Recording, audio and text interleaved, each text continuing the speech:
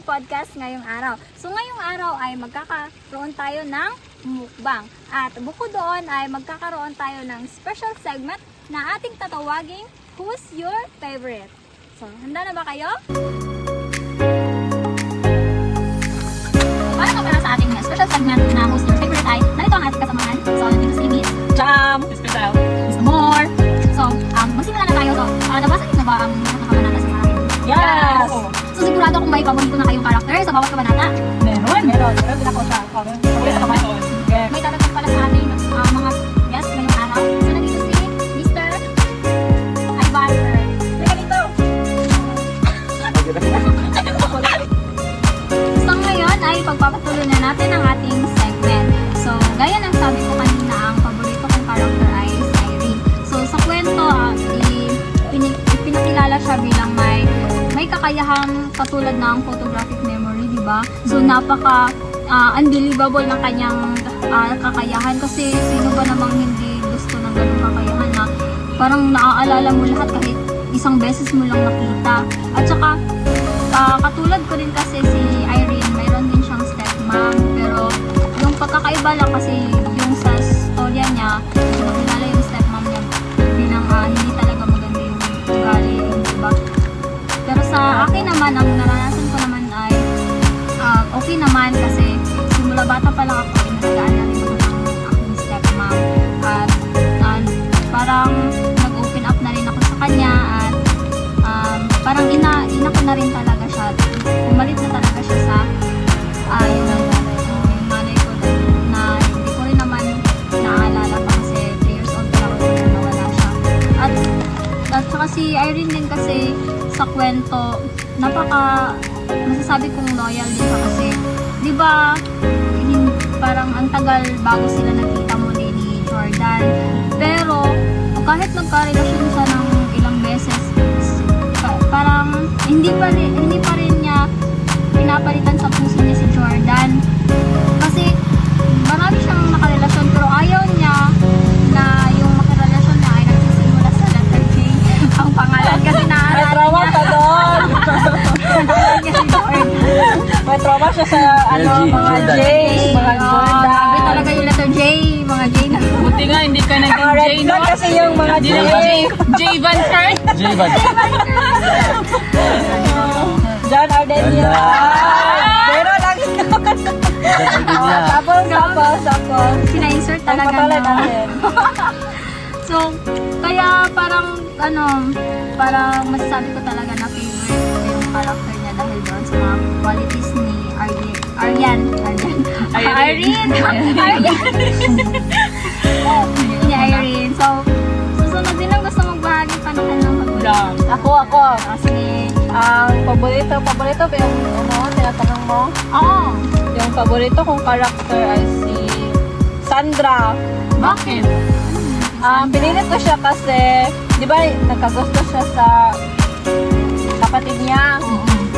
Pero, di ba, sobrang mali talaga yung yung nagkagusto siya sa sa kapatid niya. Kasi, dito sa, bawal talaga yun, at hindi yun. Lalo na sa atin, hindi talaga yun pwede. Ang magandang na desisyonan niya na doon is, pinili niya yung family niya, yung anak niya at yung may asawa siya doon. So pinili niya talaga yung family niya kasi mahal na mahal niya yung yung anak niya, si Belinda, kasi bilang isang ina, marami ka talagang mga desisyon na kailangan mo talagang isang tabi, mali kasi ipa-priority mo yung anak mo. Kagaya ng sa mama ko, iba naman yung story. Iba yung story, pero may pagkakapareho. Yung mama ko kasi is, may maling decision din siyang nagawa, yung hindi siya nakapagtapos. Dahil, maaga siya nag-asawa.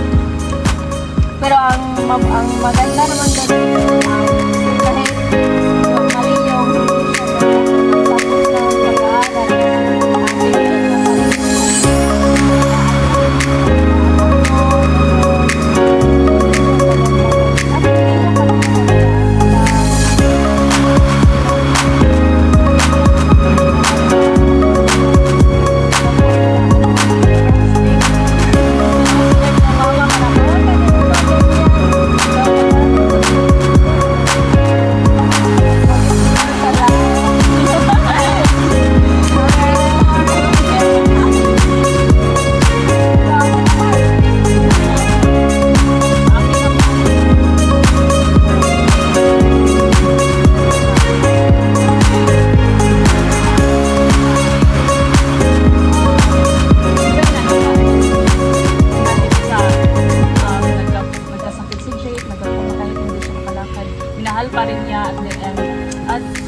parang nakarelate, talaga. yes, parang nakarelate talaga ako kasi, di ba po, kapag mahal mo yung tao, kahit, hindi lang sa yung mga jowa ninyo, o mga Sa family mo, family, o alagaan talaga natin yan kasi sila lang yung nandun kung may problema tayo, sila lang yung naka-intindi sa atin. So, yan nga, nagustuhan ko talaga ang character niya. Ang susunod. Ako meron Sige, ako. sige, sige. Doon sa kwento, base doon, ang napansin ko na paborito ko ay si Daisy talaga. Bakit? Dahil Ano, meron sa kanya, Mi? si Daisy kasi napansin ko sa kanya ay siya ay maganda. So, kahit hindi ko siya nakikita, mukhang napapansin ko mukhang kagagaya siya sa aking kasintahan. Dahil. Yun lang. Pero kahit yun lang. Sunod pa mang sunod. Si Arya. Alam mo kang Irene. Di ba, sabi mo nga kanina, meron Maganda siya kasi siya kakaya, doon. meron siya kakayahang